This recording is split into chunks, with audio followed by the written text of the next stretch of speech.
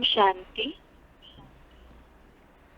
आज का भगवद गीता का श्लोक है दूसरे अध्याय का 51 नंबर श्लोक, अध्याय सेकंड, श्लोक नंबर 51।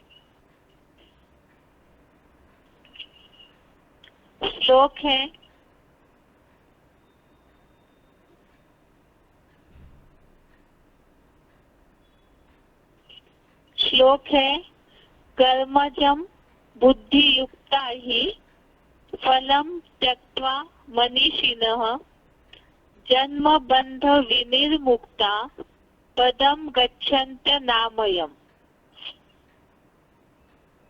श्लोक दोबारा। कर्मजं बुद्धियुक्ता हि फलं त्यक्त्वा मनीषिणः जन्म बंध विनिर्मुक्ता पदम गच्छन्ति अनामयम्।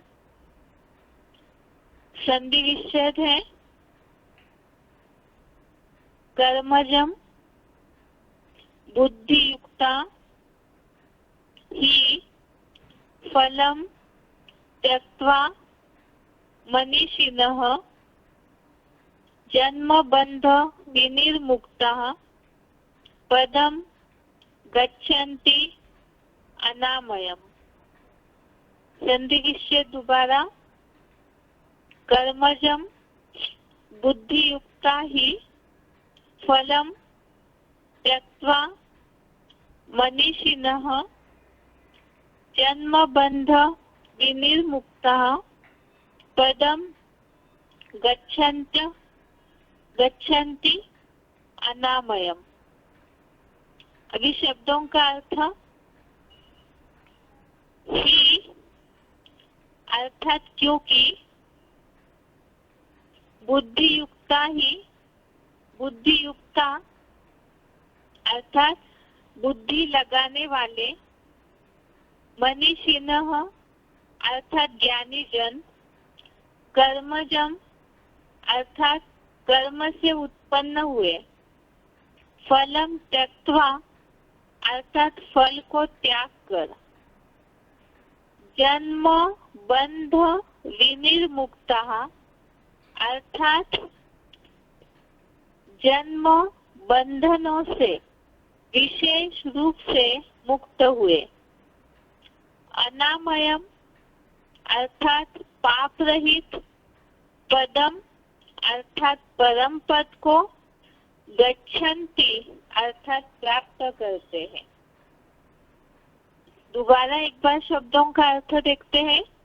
ही अर्थात क्योंकि, बुद्धियुक्ता अर्थात बुद्धि लगाने वाले, मनीषिणः अर्थात ज्ञानी जन, कर्मजं अर्थात कर्म से उत्पन्न हुए, फलम त्यक्त्वा अर्थात फल को त्याग कर, जन्म बंध विनिर्मुक्ता अर्थात जन्म बंधनों से विशेष रूप से मुक्त हुए, अनामयम अर्थात पाप रहित, पदम अर्थात परम पद को, गच्छन्ति अर्थात प्राप्त करते हैं।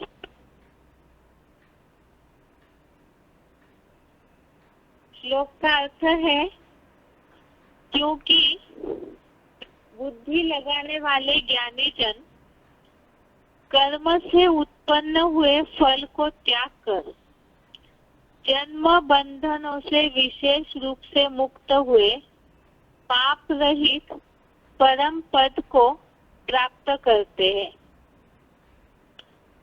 बुद्धि लगाने वाले ज्ञानी जन कर्म से उत्पन्न हुए फल को त्याग कर, जन्म बंधनों से विशेष रूप से मुक्त हुए, पाप रहित परम पद को प्राप्त करते हैं।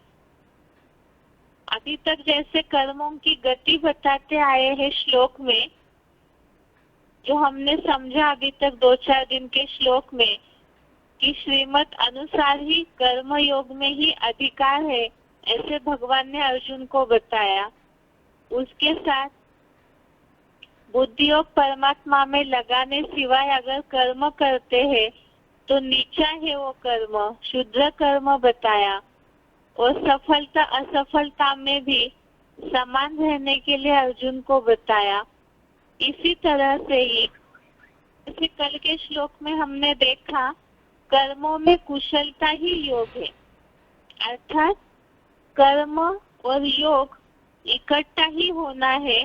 जैसे कल अव्यक्तवाणी का पॉइंट भी हमने देखा था, ऐसे नहीं कहा जाता है बैठा बैठा योगी, कर्म योगी बोला है, अर्थात कर्म करते हुए उसमें याद समाई हुई होनी चाहिए, तब ही वो कुशलता पूर्वक कर्म हो सकता है। इसी तरह से आज के श्लोक में ये बात बताई कि ऐसे जो कर्म योगी है, ऐसे ज्ञानी जन है, वो कर्म से उत्पन्न हुए फल को त्यागते हैं, और फल को जब त्यागते हैं तो उसका परिणाम स्वरूप जन्म बंधनों से विशेष रूप से मुक्त हुए।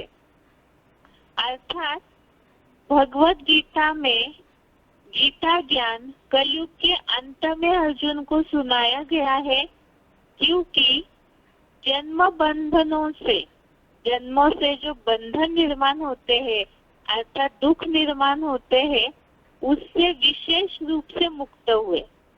जब कर्म से उत्पन्न हुए फल को त्यागेंगे और ऐसे ज्ञानी जन जो कर्म और योग को अलग नहीं करते हैं, तो ऐसे कर्म योगी ज्ञानी जन जन्म बंधनों से विशेष रूप से मुक्त होकर पाप रहित होंगे और परम पद को प्राप्त करेंगे, जो कि इस ईश्वरीय पढ़ाई का लक्ष्य है। परम पद अर्थात देवता पद, उसे प्राप्त करेंगे जो ईश्वरीय पढ़ाई का लक्ष्य है। और भगवान जो अर्जुन को बता रहे हैं गीता ज्ञान, तो उसका भी वही लक्ष्य है। एक बार इस श्लोक के अर्थ को क्लैरिफिकेशन से ही देखते हैं, क्योंकि शिव बाबा से बुद्धि लगाने वाले ज्ञानी जन विश्व कल्याण के कर्म से उत्पन्न हुए फल को त्याग कर जन्म जरा मरण आदि बंधनों से विशेष रूप से मुक्त हुए, पाप रहित अतीन्द्रिय सुख वाले कलातीत विष्णु लोकीय परम पद को वैकुंठ में प्राप्त करते हैं। एक बार दोबारा अर्थ देखिए क्लैरिफिकेशन सहित, क्योंकि शिव बाबा से बुद्धि लगाने वाले ज्ञानी जन विश्व कल्याण के कर्म से उत्पन्न हुए फल को त्याग कर जन्म जरा मरण आदि बंधनों से विशेष रूप से मुक्त हुए, पाप रहित अतीन्द्रिय सुख वाले कलातीत विष्णु लोकीय परम पद को वैकुंठ में प्राप्त करते हैं। अर्थात सबसे पहले तो यहाँ पुरुषार्थी जीवन की स्टेज बताई है। पुरुषार्थी जीवन में इस स्टेज तक पहुँचने के लिए 2-4 श्लोक में पहले से ही कर्मों की गति बताई, जो अभी भी हमने सुना कि पहले तो श्रीमत अनुसार कर्म योग में ही तेरा अधिकार है। दूसरी बात बताई, इसका मतलब ये नहीं है कि कर्म सन्यासी बनना है। जैसे जो श्लोक हमने देखा था कर्म ने वाधिका रस्ते, इस श्लोक में भगवान ने अर्जुन को ये बात खास बताई है, कर्म योग में ही तेरा अधिकार है श्रीमत अनुसार, और कर्म फल में नहीं है। और इसका मतलब हठयोगी भी नहीं बनना है। तो दूसरी बात बताई कि समत्व ही योग है, सफलता असफलता अर्थात इस रिजल्ट की परवाह नहीं करनी है, तो कर्म फल में बुद्धि नहीं लगानी है। और भगवान को याद किए बिना कर्म करते हैं तो नीचा है। इसमें बताया ये सारी अवस्थाओं से जब पार होते जाएंगे पुरुषार्थी जीवन में, जैसे भगवान ने अर्जुन को विधि बताई कर्म करने की, क्योंकि एक कर्म की थ्योरी में कहीं ना कहीं पुरुषार्थी जीवन में अटकते हैं। इसीलिए कर्मों की थ्योरी को ही समझाया कि भगवान को याद किए बिना भी कर्म करते हैं तो नीचा हो जाएगा, अर्थात उससे वैसे ही नीच पने की, कंजूस पने की, जो बताया कर्म फल के इच्छुक जो है वो कंजूस है, तो वैसी शूटिंग होगी। और साथ में ही वो विश्व कल्याणार्थ कुछ करेंगे नहीं क्योंकि स्वार्थ भरा हुआ है। और यहाँ तो आज के श्लोक में और भी उससे आगे की स्टेज बताई। इसमें पुरुषार्थ की लास्ट स्टेज है जो बताया कि शिव बाबा से बुद्धि लगाने वाले ज्ञानी जन, अर्थात जो कर्मयोगी बने हैं, जो ज्ञानी बने हैं, ऐसे विश्व कल्याण के कर्म से उत्पन्न हुए फल को त्याग कर, तो विश्व कल्याण के कर्म से उत्पन्न हुए फल को त्याग कर, इसका मतलब अर्थात पहले जो श्लोक हमने कर्मण्य वाधिका रास्ते का पढ़ा उसमें बोला है सांसारिक फल को त्यागना। सांसारिक फल को त्यागना अर्थात देह, देह के संबंधी, देह के पदार्थ या तो भौतिक दुनिया से जो कुछ भी सुख मिलता है तो वो सारे फल को त्यागने के लिए उसमें बताया है।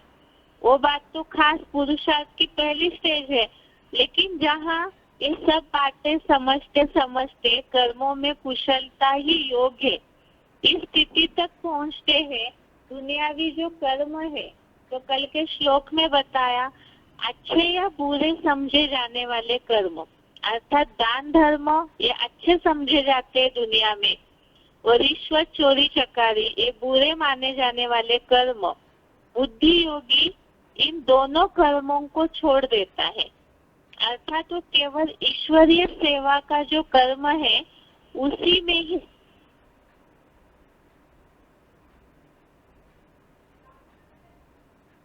में यह बताया ऐसे जो कर्मयोगी ज्ञानी जन है वो विश्व कल्याण में लगने के बावजूद भी विश्व कल्याण के कर्म से उत्पन्न हुए फल को त्याग कर, विश्व कल्याण अर्थात जो यहाँ ईश्वरीय पढ़ाई के चारों सब्जेक्ट है और उन चारों सब्जेक्ट से जुड़ी हुई खास तो है सेवा, मनसा वाचा कर्मणा, ये जो सेवा करते हैं और उससे जो भौतिकता का अगर रिजल्ट निकलता है, जैसे सेवा की तो उससे तुरंत मान मर्तबा मिलता है, महिमा मिल जाती है कई बार, तो उसमें भी अटकेंगे नहीं, उस फल को भी त्यागेंगे।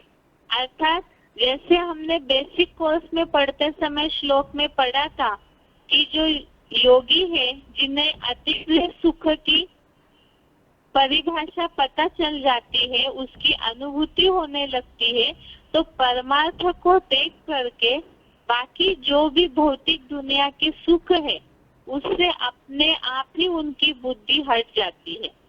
तो इसी तरह से ऐसे जो विश्व कल्याण के कर्म से उत्पन्न हुए फल को त्यागते हैं, जो कर्मयोगी बनेंगे, ज्ञानी बनेंगे, तो वो उन कर्मों के फल को भी त्यागेंगे जो विश्व कल्याण के कर्म से उत्पन्न होता है। और उसके साथ ही आगे बताया जब ऐसे फल को त्यागेंगे, मना कोई भी चाहे सांसारिक फल की भी अपेक्षा नहीं रखेंगे और ईश्वरीय सेवा का कर्म करते हुए भी कोई फल की इच्छा नहीं रखेंगे और फल जो मिलता है उसे भी त्यागेंगे, बुद्धि से उसे ग्रहण करेंगे नहीं। इसमें ऐसे होता है कई बार कि विश्व कल्याणार्थ भी जैसे ईश्वरीय सेवा करते हैं तो उस करते हैं, जैसे सेवा की महिमा मिली तो तेजी से सेवा करते रहेंगे, महिमा नहीं मिली या तो और भी उससे रिलेटेड बहुत सी बातें हैं, सुविधाएं मिलती है, ऐसे कुछ होता है, इसमें ही अटक जाते हैं। अगर वो नहीं मिला तो उमंग उत्साह कम हो जाता है। तो ये है सेवा से मिला फल, और उसको भी जो त्यागते हैं तो उनके लिए बताया कि जन्म जरा मरणादिक बंधनों से विशेष रूप से मुक्त हुए। अर्थात कलयुग में तो जन्म, जरा अर्थात बुढ़ापा और मरण। कलयुगी दुनिया में ये तीनों ही बंधन है।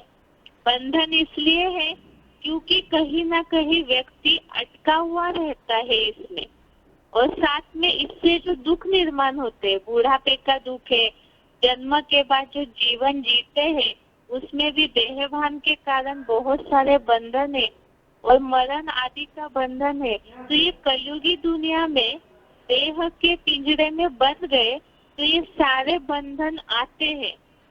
लेकिन जिन्होंने सांसारिक कर्म फल को भी त्यागा है और विश्व कल्याण के कर्म से उत्पन्न हुए फल को भी त्यागा है, अर्थात केवल कर्म करना, इसे ही ईश्वरीय सेवा का कर्म करना, उसे ही महत्व देते। वो कर्म कौन सा? इसे भी हमने समझा कर्म योगी बनकर, जिसमें याद, शिव बाबा की याद जुड़ी हुई है और साथ में ज्ञान अर्थात समझ भी है। तो ये दोनों की जोड़ के साथ जो कर्म करते हैं तो ऐसी आत्माएं कर्मातीत बन जाती है, बंधनों से विशेष रूप से मुक्त हुए।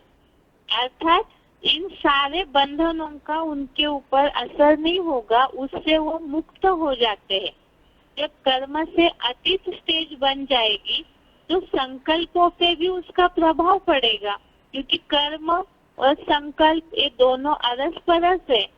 और ऐसे संकल्पों में जिनके सात्विकता आएगी, जिसे मुरलियों में शिव बाबा सत्संकल्प कहते हैं, तो उससे जो वाइब्रेशन बनेंगे, सात्विक श्रेष्ठ वाइब्रेशन बनेंगे, उन वाइब्रेशन के अंदर शरीर एक ऐसी स्थिति में स्थित हो जाता है कि वो निरोगी बनने लगता है।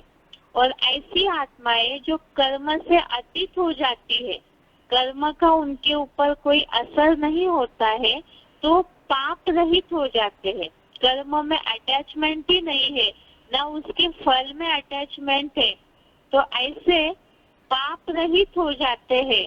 और जब कर्म से अतीत हो गए तो अतीन्द्रिय सुख वाले कलातीत विष्णु लोकीय परम पद को वैकुंठ में प्राप्त करते हैं। तो इसमें पुरुषार्थ की एक स्टेज बताइए अंतिम, कि इस तरह का पुरुषार्थ होना चाहिए। पुरुषार्थी जीवन में युद्ध करते करते भगवान ने जो कर्मों का युद्ध है उसके बारे में अर्जुन को समझाया कि ऐसे कर्म योगी बन, इस कुरुक्षेत्र में, कर्मों के क्षेत्र में कर्म योगी और ज्ञानी बनकर सारे फलों को जो त्यागेंगे वो बंधनों से मुक्त होकर कर्मातीत बन जाएंगे, पाप रहित बन जाएंगे। और जैसे देवताओं का कर्म अकर्म होता है, उसका कोई पाप नहीं बनता, तो ऐसे पाप रहित होकर के संगम युगी स्वर्ग में ही अतीन्द्रिय सुख वाले, यहाँ जन्म, जरा, मरणादिक बंधनों से विशेष रूप से मुक्त हुए, अर्थात जीवन मुक्त अवस्था, जो शिव बाबा ने लक्ष्य दिया हुआ है, गीता ज्ञान अमृत जो धारण करेंगे बुद्धि से अपने जीवन में, पुरुषार्थी जीवन में, तो अमर पद को पाते हैं। अर्थात जन्म विशेष रूप से मुक्त होकर अतीन्द्रिय सुख वाले कलातीत विष्णु लोकीय परम पद को वैकुंठ में प्राप्त करते हैं। अर्थात जीवन मुक्त अवस्था की परम पद की इसी दुनिया में उनको प्राप्ति हो जाती है। ये आज के श्लोक का अर्थ है। और साथ में ही ये पुरुषार्थी जीवन की अंतिम स्टेज, जब कर्मातीत बन जाएंगे, कर्म से अतीत हो जाएंगे, कर्मों का कोई लेपछेप नहीं लगेगा, तब ही देवता पने की परम पद की प्राप्ति हो जाएगी। इसी श्लोक से रिलेटेड अव्यक्तवाणी के पॉइंट है, उससे और अच्छी रीति से समझ में आएगा। एक बार उस अव्यक्तवाणी के पॉइंट को पढ़ते हैं। पहले तो श्लोक का उच्चारण सुनते हैं, उसके बाद पॉइंट देखेंगे।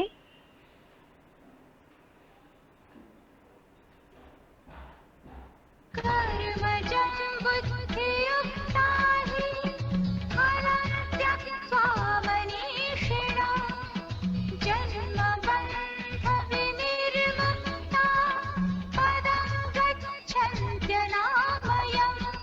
क्योंकि शिव बाबा से बुद्धि लगाने वाले ज्ञानीजन विश्व कल्याण के कर्म से उत्पन्न हुए फल को त्याग कर जन्म जरा मरणादिक बंधनों से विशेष रूप से मुक्त हुए पाप रहित अतीन्द्रिय सुख वाले कलातीत विष्णु लोकीय परम पद को वैकुंठ में प्राप्त करते हैं।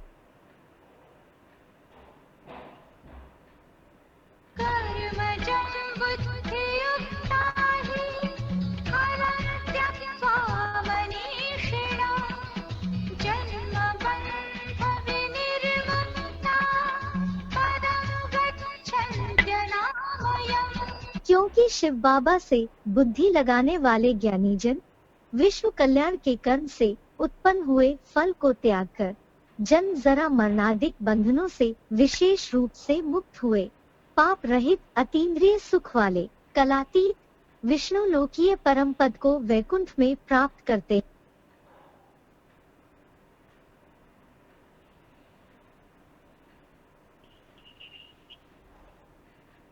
अव्यक्तवाणी का पॉइंट है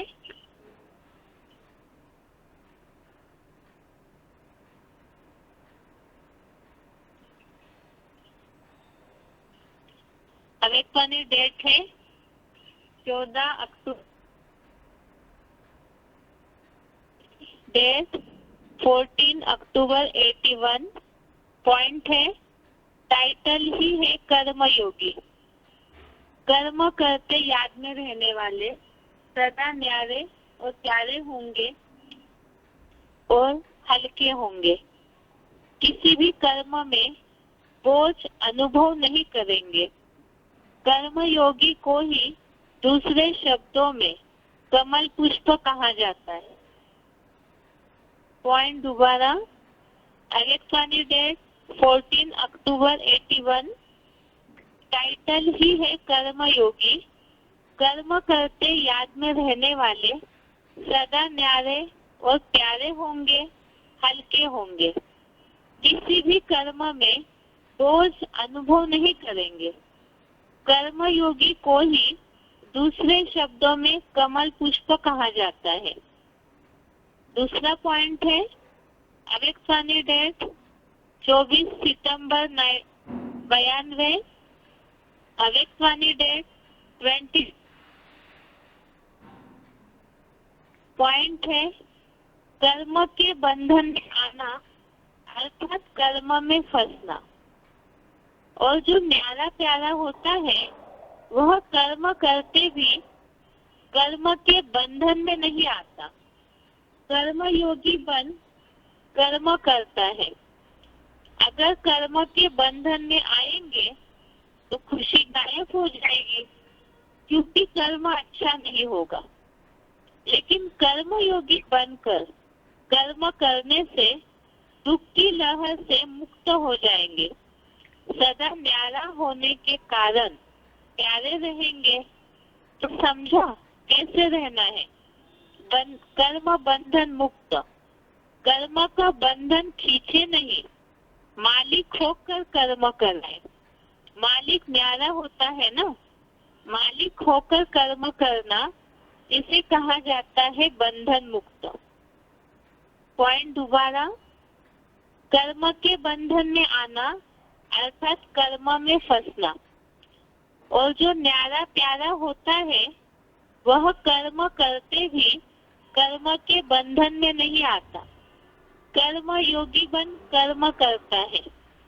अगर कर्म के बंधन में आएंगे तो खुशी गायब हो जाएगी, क्योंकि कर्म अच्छा नहीं होगा।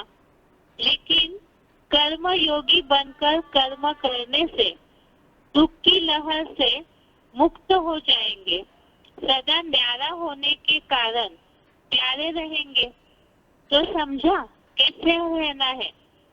कर्म बंधन मुक्त।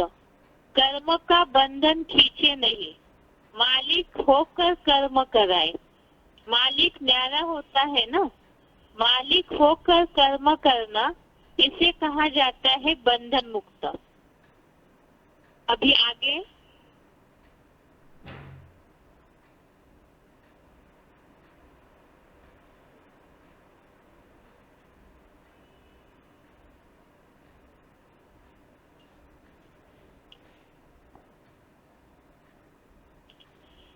कर्म के बंधन से मुक्त, इसको ही कर्मातीत कहते हैं। कर्म से अतीत हो जाओ, कर्म से न्यारे नहीं, कर्म के बंधन में फंसने से न्यारे, इसको कहते हैं कर्मातीत। कर्मयोगी स्थिति कर्मातीत स्थिति का अनुभव कराती है। आवेशवाणी डेट है 23 जनवरी 87। आवेशवाणी डेट 23 जनवरी 87। पॉइंट दोबारा, कर्म के बंधन से मुक्त, इसको ही कर्मातीत कहते हैं। कर्मातीत का अर्थ यह नहीं है कर्म से अतीत हो जाओ, कर्म से न्यारे नहीं, कर्म के बंधन में फंसने से न्यारे, इसको कहते हैं कर्मातीत। कर्मयोगी स्थिति कर्मातीत स्थिति का अनुभव कराती है। आगे का पॉइंट है अवेशवाणी 22 नवंबर 72। अवेशवाणी डेट 22 नवंबर 72। पॉइंट है, जैसे पार्ट बजाते समय चोला धारण करते हो, कार्य समाप्त हुआ, चोला उतारा, 1 सेकंड में धारण करेंगे, 1 सेकंड में न्यारे हो जाएंगे। जब यह प्रैक्टिस हो जाएगी, फिर यह कर्म भोग भी कर्म योग का रूप हो जाएगा। कर्म योग से ही कर्म भोग समाप्त होगा। जैसे इंजेक्शन लगाकर दर्द को खत्म कर देते हैं, ऐसे ही यह स्मृति स्वरूप का इंजेक्शन लगाकर और देह की स्मृति से गायब हो जाए। दोबारा पॉइंट, जैसे पार्ट बजाते समय चोला धारण करते हो, कार्य समाप्त हुआ, चोला उतारा, 1 सेकंड में धारण करेंगे और 1 सेकंड में न्यारे हो जाएंगे। जब फिर यह कर्म भोग भी कर्म योग का रूप हो जाएगा। कर्म योग से ही कर्म भोग समाप्त होगा। जैसे इंजेक्शन लगाकर दर्द को खत्म कर देते हैं, ऐसे ही यह स्मृति स्वरूप का इंजेक्शन लगाकर और देह की स्मृति से गायब हो जाए। अवेशवाणी डेट 22 नवंबर 72। अभी आगे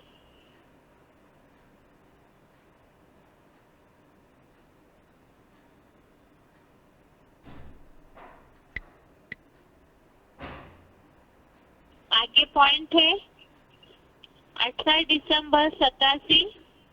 पॉइंट है 18 दिसंबर 87। अवेशवाणी का ही पॉइंट है। कर्मातीत अर्थात कर्म करते हुए कर्म के बंधन से परे। एक है बंधन और दूसरा है संबंध। कर्मेंद्रियों द्वारा कर्म के संबंध में आना अलग चीज है, कर्म के बंधन में बंधना वह अलग चीज है। कर्म बंधन कर्म के हक के फल के वशीभूत बना देता है। वशीभूत शब्द ही सिद्ध करता है जो किसी के भी वश में आ जाता है। वश में आने वाले भूत के सब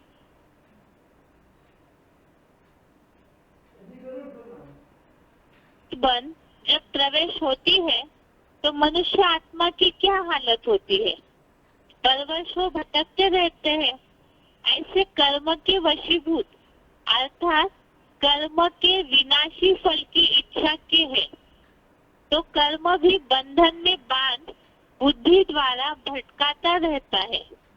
इसको कहा जाता है कर्म बंधन, जो स्वयं को भी परेशान करता है और दूसरों को भी परेशान करता है। कर्मातीत अर्थात कर्म के वश होने वाला नहीं, लेकिन मालिक बन, अथॉरिटी बन, कर्मेंद्रियों द्वारा कर्म कराए। आत्मा मालिक को कर्म अपने अधीन न करे, लेकिन अधिकारी बन कर्म कराता रहे। कर्मेंद्रिया अपने आकर्षण में आकर्षित करती है, अर्थात कर्म के वशीभूत बनते हैं, अधीन होते हैं, बंधन में बंधते हैं। कर्मातीत अर्थात इससे अतीत अर्थात न्यारा। आँख का काम है देखना, लेकिन देखने का कर्म कराने वाला कौन है? आँख कर्म करने वाली है और कर्म कराने वाली है। तो कराने वाली आत्मा करने वाली कर्मेंद्रिय के वश हो जाए, इसको कहते हैं कर्म बंधन। कर्मातीत आत्मा संबंध में आती है, लेकिन बंधन में नहीं रहती। कभी कभी कहते हो ना कि बोलना नहीं चाहते थे लेकिन बोल दिया, करना नहीं चाहते थे लेकिन कर लिया, इसको कहा जाता है कर्म के बंधन में वशीभूत आत्मा। पॉइंट एक बार दोबारा देखिए। नंबर 87, कर्मातीत अर्थात कर्म करते हुए कर्म के बंधन से परे। एक है बंधन और दूसरा है संबंध। कर्मेंद्रियों द्वारा कर्म के संबंध में आना अलग चीज है। कर्म के बंधन में बंधना वह हद के फल के वशीभूत बना देता है। वशीभूत शब्द ही सिद्ध करता है जो किसी के भी वश में आ जाता है। वश में आने वाले भूत के समान भटकने वाले बन जाते हैं। जैसे अशुद्ध आत्मा भूत बन जब प्रवेश होती है तो मनुष्य आत्मा की क्या हालत होती है? परवश वो भटकते रहते हैं। ऐसे कर्म के वशीभूत अर्थात कर्म के विनाशी फल की इच्छा के है, तो कर्म भी बंधन में बांध बुद्धि द्वारा भटकाता रहता है। इसको कहा जाता है कर्म बंधन, जो स्वयं को भी परेशान करता है और दूसरों को भी परेशान करता है। कर्मातीत अर्थात कर्म के वश होने वाला नहीं, लेकिन मालिक बन, अथॉरिटी बन, कर्मेंद्रियों द्वारा कर्म कराए। आत्मा मालिक को कर्म अपने अधीन न करे, लेकिन अधिकारी बन कर्म कराता रहे। कर्मेंद्रिय अपने आकर्षण में आकर्षित करती है, अर्थात कर्म के वशीभूत बनते हैं, अधीन होते हैं, बंधन में बंधते हैं। कर्मातीत अर्थात इससे अतीत अर्थात न्यारा। आँख का काम है देखना, लेकिन देखने का कर्म कराने वाला कौन है? आँख कर्म करने वाली है और कर्म कराने वाली है। आँख कर्म करने वाली है या कर्म कराने वाली है? तो कराने वाली आत्मा करने वाली कर्मेंद्रिय के वश हो जाए, इसको कहते हैं कर्म बंधन। कर्मातीत आत्मा संबंध में आती है। कभी कभी कहते हो ना कि बोलना नहीं चाहते थे लेकिन बोल दिया, करना नहीं चाहते थे लेकिन कर लिया, इसको कहा जाता है कर्म के बंधन में वशीभूत आत्मा। अभी आगे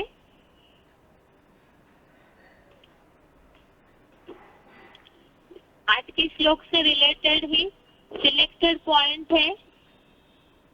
वार्तालाप नंबर 1222, डिस्कशन नंबर 1222, 1222। कर्म करते वास्ते याद रहेगा रहो ना। तो कभी अगर ज्यादा अगर याद में खो जाते हैं तो कर्म को ही भूल जाते हैं। योग है कर्म सु कौशलम। जो सच्चा योग है कर्मों में कुशलता लाता है। कर्म जो है अच्छे बनते हैं, श्रेष्ठ बनते हैं। दूध फैल गया तो कर्म क्या हुआ कि हम बाबा की याद में दूध गर्म कर रहे थे, वो क्या तुम्हारा बाबा की याद कैसी है तो दूध लुढ़क गया। महबूबा की याद में इतना खोया हुआ है कि उसको चलते हुए कोई मतलब दिखाई नहीं पड़ा। तो दिखाई नहीं पड़ी तो कभी तो कुछ हुआ नहीं। कर्म तो करिए, आने जाने का कर्म कर रहा है, आंखों को खुली रखने का कर्म कर रहा है या बंद रखने का कर्म कर रहा है? तो फिर ऐसे कैसे कह दिया कर्म नहीं कर रहा है? लेकिन कर्म का जो फल है वो नहीं मिला। कर्म अकर्म हो गया, ऐसी स्थिति में न पाप कर्म बने न पुण्य कर्म बने। कोई भी काम ऐसी स्थिति में रहकर संपन्न किया जा सकता है पूरा, थोड़े समय के लिए मन निकाल हो जाता है पावरफुल आदमी। लेकिन काम कर रहे हैं, कोई भी काम कर रहे हैं लंबे आप जिस व्यक्ति से बात कर रहे हैं उसने आपकी कॉल को होल्ड पर रखा है, कृपया लाइन पर बने रहें। The person you are speaking with has put your call on hold. Please stay on the line. आप जिस व्यक्ति से बात कर रहे हैं उसने आपकी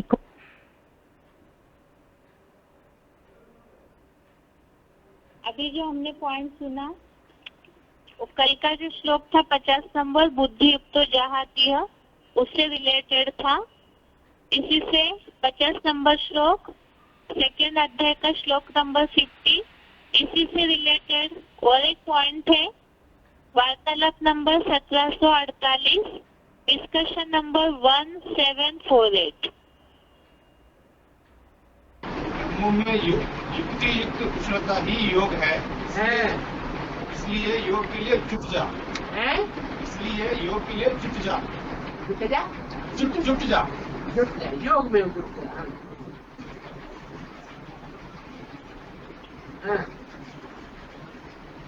युक्ति युक्त कुशलता कैसे है? युक्ति युक्त कुशलता मतलब अरे युक्ति नहीं जानते बाबा, 20 बार बोलते हैं युक्ति से काम करो।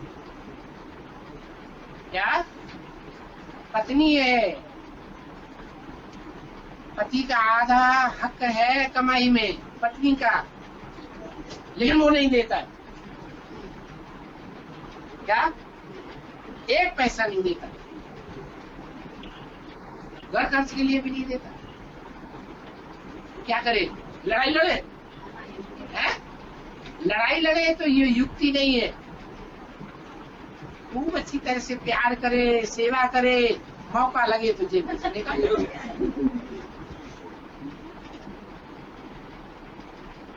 पुरुषों को अक्सर करके आलस्य आता है, ये चीज उठा देना, वो चीज उठा देना, तिजोरी में नोटों की गद्दी पड़ी है उठा देना।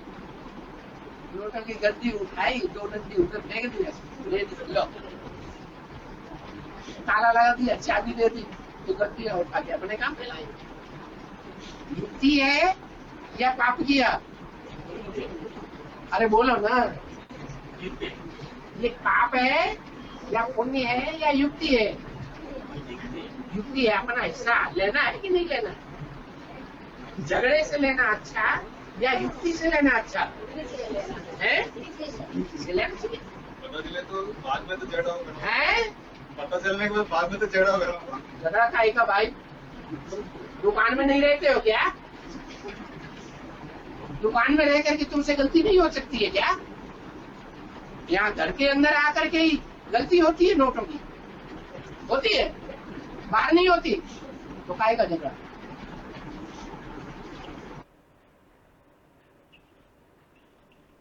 आगे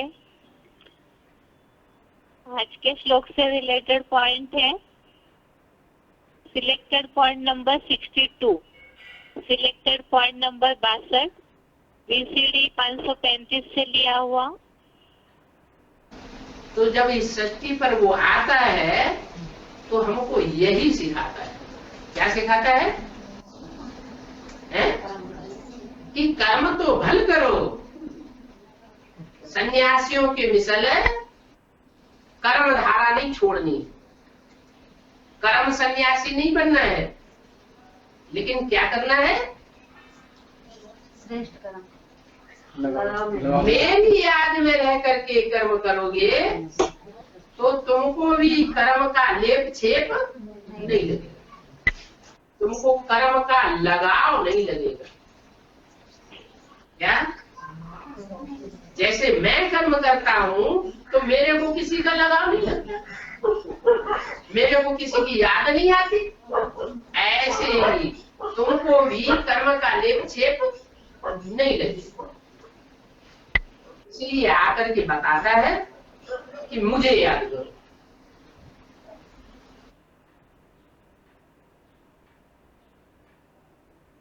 आगे का पॉइंट है selected point number 80, selected point number 80।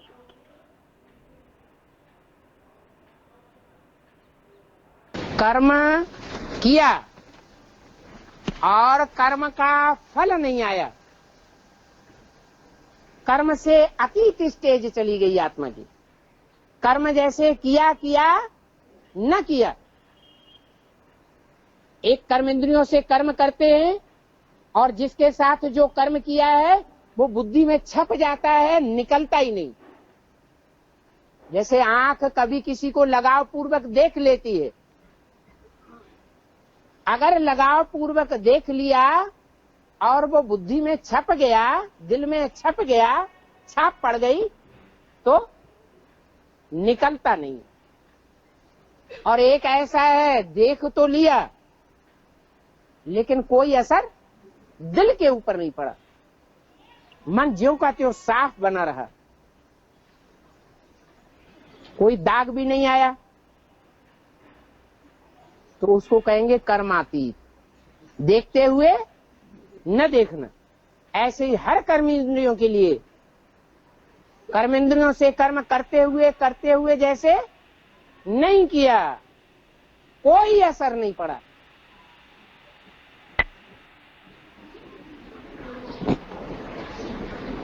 तो पवित्र आत्मा बनी होगी तब तो ऐसी स्टेज बनेगी।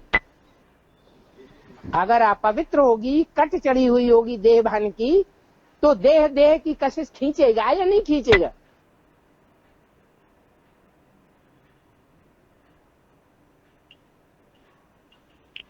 आगे है selected point number 188, selected point number 188।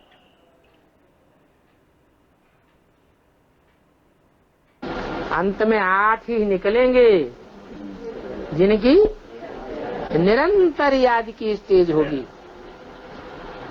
अगर निरंतर अभी याद में हो जावे तो कर्मातीत अवस्था हो जावे। कैसी अवस्था हो जावे? कर्म जो कर्मेंद्रियों से करते हैं, उन कर्मेंद्रियों के कर्म करने से मन बुद्धि बिल्कुल उपराम हो जावे। कर्म इंद्रियों से कर्म भले करेंगे लेकिन उसका पाप पुण्य उनको छू नहीं सकता। जो बात वो झूठी गीता में भी विद्वान पंडित आचार्यों ने समझ ली। उन्होंने भी लिखा है कि योग निष्ठा में जो रहने वाला है वो सारे संसार की हत्या कर दे तो भी उसके ऊपर पाप नहीं लग सकता। अब हत्या तो कर्मेंद्रियों से ही करेगा, लेकिन कर्मेंद्रियों से हत्या करते हुए भी उसका बुद्धियोग किसके साथ जुड़ा होगा? बाप के साथ जुड़ा होगा। तो बाप उससे एक्यूरेट कर्म कराएगा या गलत कर्म कराएगा?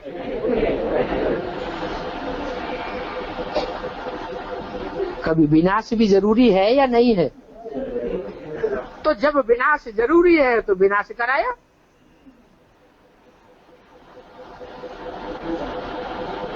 तो बोला ज्ञान की पराकाष्ठा आ जाती है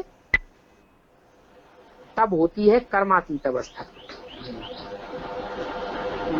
इस कर्मातीत अवस्था में मेहनत है क्या है? कर्मातीत अवस्था में मेहनत है। मान लो आंखें हैं, आंखें भी इंद्रियां हैं कि नहीं है इंद्रियां। आंखों से संग का रंग लगता है या नहीं लगता है? और आंखों से पाप कर्म बनता है या नहीं बनता है? आंखों से लगाव पूर्वक किसी को लगातार देखा, तो जिसको देखेंगे अगर वो थोड़ी अबला आत्मा है तो प्रभाव में आवेगी या नहीं आवेगी? और जो प्रभाव में आवेगी उसको याद आएगा कि नहीं आएगा? फिर वो याद सताएगी या नहीं सताएगी? है? फिर वो याद सताएगी। और जब देहधारी की याद लगातार सताएगी तो पाप कर्म बनेगा, पुण्य कर्म बनेगा। तो जिसने ये दुष्कर्म किया और जिसने कराया, दोनों को पाप लगेगा कि एक को लगेगा? दोनों को पाप लगेगा। अब वो तथाकथित जो ब्राह्मण योग लगाते हैं वो तो 4-4 घंटे 8-8 घंटे सारी रात याद में बैठ जाते हैं और आंखों से एक दूसरे को देखते रहते हैं। तो कम उम्र की कन्याएं माताएं, उनकी दृष्टि विचलित होती होगी या नहीं होती होगी? फिर वो भागेंगी या नहीं भागेंगी? आश्रम का नाम बदनाम होगा या नहीं होगा? आश्रम का नाम बदनाम होगा। बाप का नाम ब्रह्मा की दाढ़ी की लाज कहेंगे नहीं रखी। तो इंद्रियों से पाप कर्म भी होता है और इंद्रियां पाप पुण्य से परे भी हो जाती है। वो कब होंगी? बाप की निरंतर याद रहे। क्या? निरंतर याद रहे तो उस दृष्टि से जो 8 निकलेंगे वो देखेंगे कोई को तो भी उनका कोई पाप नहीं बनेगा। क्यों? क्योंकि ऐसी अवस्था कर्मातीत स्टेज बनाई हुई है।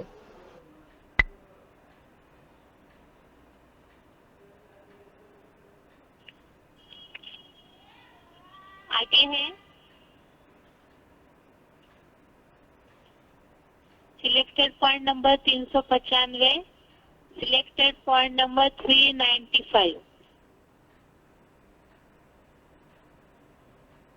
तो जिस मुकर्रर रथ में परमात्मा पार्टधारी हीरो पार्टधारी में प्रवेश करता है उसकी कर्मातीत अवस्था होती है। तो फिर क्या होता है?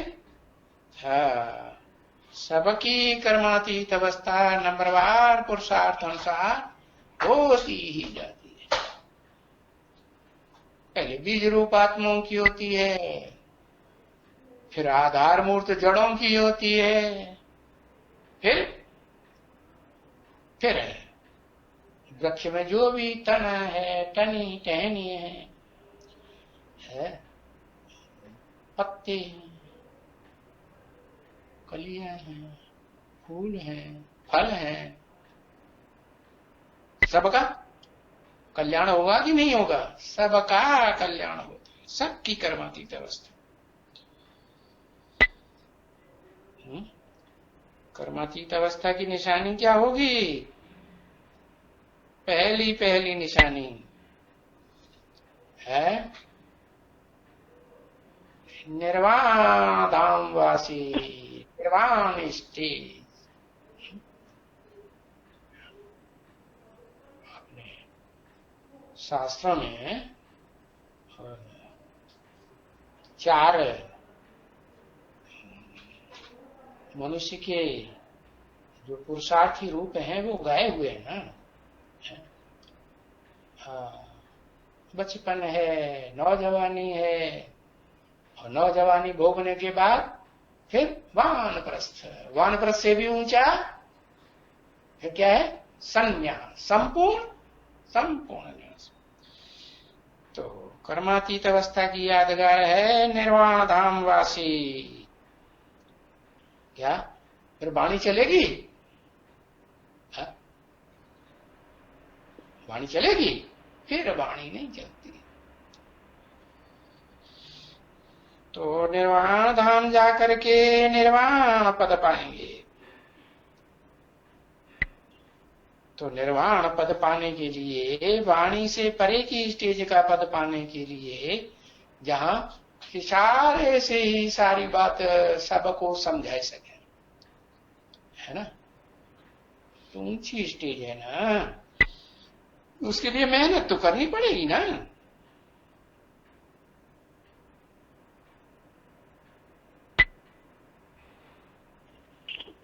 अभी आगे selected point number 629, selected point number 629।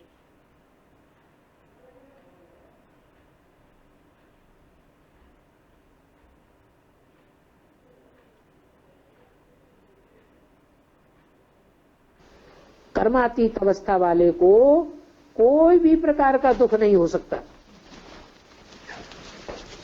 क्यों? क्योंकि 63 जन्म के जितने भी कर्म बंधन है वो सारे भस्म हो गए। तो ऐसी आत्मा इस छी शरीर में, इस छी दुनिया में रह नहीं सकती, उपराम होकर रहेगी।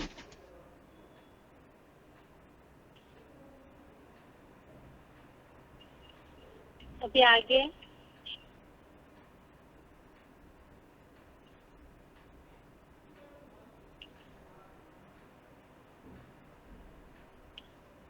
आगे देखते हैं। Selected point number 1475, selected point number 1475।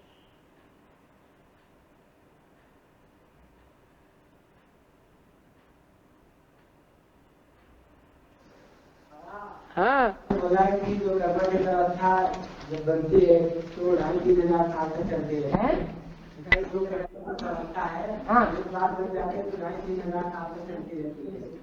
मतलब जो कर्मातीत अवस्था इस समय बन जाती है लास्ट में, संगम के लास्ट में, वो 2,500 साल काम करती है। उस समय बनने वाली होती है, जिस समय कर्मातीत अवस्था बनने वाली होती है, उस समय के आसपास का अनुभव क्या होता है? जिस समय कर्मातीत, जो कर्मातीत अवस्था को पहुंच जाएगा वो चाहे अच्छे कर्म करे चाहे बुरे कर्म करे, चाहे पाप कर्म करे कर्म इंद्रियों से दुनिया के नजरों में, और चाहे पुण्य का कर्म करे, उसके ऊपर कोई लेप छेप नहीं लगेगा, उसकी अवस्था खराब नहीं होगी, वो सदैव खुशी में हर्षित रहेगा। जैसे बोला है, जो आत्मनिष्ठ हो जाता है वो सारे संसार की हत्या कर दे तो भी उसके ऊपर कोई पाप नहीं लगता।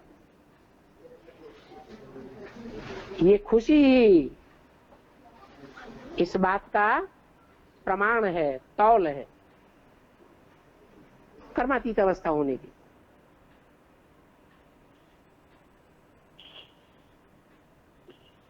अभी आगे बेसिक कोर्स में बात चल रही थी। पिछले हफ्ते का रिवीजन, वैसे टेस्ट के जो प्रश्नों का जवाब दिया उसमें हो गया, इसलिए आगे का टॉपिक देखते हैं। आज बात चल रही थी 84 लाख योनियों की। जो हमने जिज्ञासुओं को अभी तक इन बातों को क्लियर किया है कि वास्तव में मनुष्य आत्मा 84 लाख योनियों में नहीं जाती है, ना ही उस तरह से कोई जानवर, पशु, पंछी आदि योनियों में जन्म लेती है। और भगवत गीता के श्लोकों के आधार से भी हमने इस बात को समझाया है कि वास्तव में पाप का दंड मनुष्यों के ही ऐसी अवस्थाओं में मिलता है, मनुष्य योनि में ही पापों का दंड मिलता है। जैसे स्त्रियां, वैश्य, शूद्र ऐसी कैटेगरी के जन्म मनुष्य जन्म ही मिलते हैं। और भगवत गीता में इसी के साथ साथ जैसे आसुरी योनियों का उल्लेख आया है, जो बोला है मूढ़ा जन्मनि जन्मनि, अर्थात जो ऐसे आसुर योनियों जैसे क्रूर मनुष्य कर्म करते हैं तो उनको अधम गति को पाते हैं, जन्म जन्मांतर की नीच गति को पाते हैं। और भगवत गीता में राक्षस योनि का भी उल्लेख आया है, तो उसमें भी मनुष्यों के कर्मों के आधार से ही राक्षस योनि अर्थात वैसे कैटेगरी का ऐसा जन्म मनुष्य रूप में ही मिलता है। अलग से कहीं भी गीता में जानवर योनि का उल्लेख नहीं आया है। अभी आज की बात है, आज हमें देखना है कि भगवत गीता में इसी तरह से ही गीता में सत असत योनियों का उल्लेख आया है। ये सत और असत योनियां क्या है, इसे देखने के पहले एक श्लोक देखते हैं। ये श्लोक हमने पहले भी देखा है कि मनुष्य जो है वो प्रकृति के जो सत रज तम 3 गुण है, इसके कारण वास्तव में जन्म लेने के लिए बंधा हुआ है। 13वें अध्याय का 21वां श्लोक देखिए, अध्याय 13 श्लोक नंबर 21। इसमें जैसे मनुष्य जो है वो अपने पापों का दंड भोगने के लिए पाप योनियों में, मूढ़ योनियों में, आसुरी योनियों में जन्म लेता है, और इसी तरह से ये सत असत योनियों में जन्म लेने के लिए बंधा हुआ है। और सत और असत योनियां क्या है, यही वास्तव में वर्णन भगवत गीता में बताया है। 13वें अध्याय का 21वां श्लोक देखिए।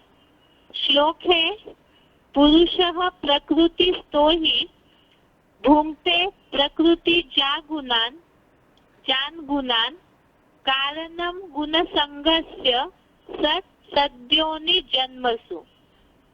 श्लोक दोबारा, पुरुषः प्रकृतिस्थो हि भुंक्ते प्रकृति जान गुणान कारणम गुण संगस्य सत सद्योनि जन्मसु।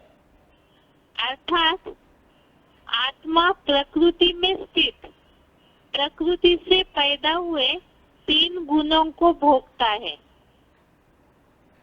आत्मा जो शरीर रूपी प्रकृति में विराजमान है, इस पिंजरे में बंध जाती है, तो प्रकृति से पैदा हुए, जो हमने पहले भी देखा है, सत्व रज और तम, इन 3 गुणों को भोगता है। और इन 3 गुणों में आसक्ति या लगाव ही इस आत्मा के सत असत योनियों में जन्म का एकमात्र कारण है। इसमें भी जैसे बताया, कर्मों का दंड के रूप में या कर्मों के फल के रूप में, अच्छे या बुरे कर्मों का जो रिजल्ट है, उसके रूप में ही मनुष्य जन्म मरण के चक्र में आने के लिए बंधा हुआ है। और ये जो जन्म मरण का चक्र है, इसका कारण बताया कि सत रज तम, इन 3 गुणों में आसक्ति या लगाव जो है, वह आत्मा को योनियों में जन्म का एकमात्र कारण है। इसमें सत असत योनि का अर्थ क्लैरिफिकेशन में लिखा है, देव दानव आसुर आदि योनियों में जन्म का एकमात्र कारण है। तो इसमें ये बात आई आज के श्लोक में कि वास्तव में गीता में ये बात का उल्लेख नहीं आया कि इस तरह से गुणों में आसक्त होने के कारण कोई जानवर बनता हो, बिल्ली कुत्ता बनता हो, ऐसे कहीं नहीं उल्लेख आया, बल्कि यहाँ सत और असत योनि का उल्लेख देव दानव आसुर आदि योनियों में जन्म का एकमात्र कारण है, ये बताया। अब ये जो सत असत योनियां है, इसको तो इधर क्लैरिफिकेशन में लिखा है भावार्थ में, साथ में ही अब इस सत असत योनियों का और ये 3 गुण सत रज तम, इन 3 गुणों का क्या संबंध है। जैसे हमने 14वें अध्याय का 15वां श्लोक देखा था, इसमें राक्षस योनि, राक्षसी जन्म अर्थात मूढ़ योनि बताया। और 16वें अध्याय का 20वां श्लोक, 16 अध्याय का 20 श्लोक, इसमें हमने देखा था कि जो तामसी गुण वाले हैं और मूर्ख लोग आसुरी योनियों को पाते हैं। तो ये जो तामसी गुणों का उल्लेख जो हमने देखा है, तामसी गुण अर्थात आसुरी योनि वाले हैं, यहाँ बताया मूढ़ा जन्मनि जन्मनि, अर्थात अधम गति को पाते हैं, आसुरी योनियों में उनको फेंकता हूँ। इस तरह से गीता में जो शब्द आए हुए हैं भावार्थ में, तो तामसी योनि वाले, तामसी गुण वाले असुर है, इसके विपरीत सात्विक गुण वाले देवता योनि को पाते हैं, ऐसे कहा जाएगा क्या? माना क्या गीता में इसका उल्लेख स्पष्ट आया हुआ है? इसके लिए ही हम देखेंगे गीता में देवताएं जन्म लेते हैं। सत और असत योनि में अंतर क्या है? सत रज तम इन गुणों में बंधने के कारण मनुष्य जन्म के लिए बंधा हुआ है, और वो जन्म जो है बताया सत असत योनियों का एकमात्र कारण है मनुष्य के जन्म का। और इस सत और असत योनि ये दोनों में अंतर क्या है? जैसे सत योनि अर्थात उसके शब्द में ही वास्तव में अर्थ समाया हुआ है, लेकिन फिर भी श्लोक से हम जिज्ञासुओं को क्लियर करेंगे। वास्तव में सत और असत योनि माना ही देवता और असुर है, और इसी के लिए ही गीता में कर्म में जो मनुष्य आत्मा बनती है और उसके फल के रूप में ही सत असत योनियों में जन्म मिलता है, और वो क्या है उसके लिए भी गीता में क्लियर किया है। इसे और अच्छे से समझने के लिए कल हम देखते हैं गीता का 14वें अध्याय का 14वां श्लोक और 18वां श्लोक। इसमें बहुत स्पष्ट रीति से बताया है कि जब सत्व गुण बढ़ जाता है तो निर्मल लोक को पाता है, और साथ में ही ऐसे जो सत्व गुण वाले हैं वो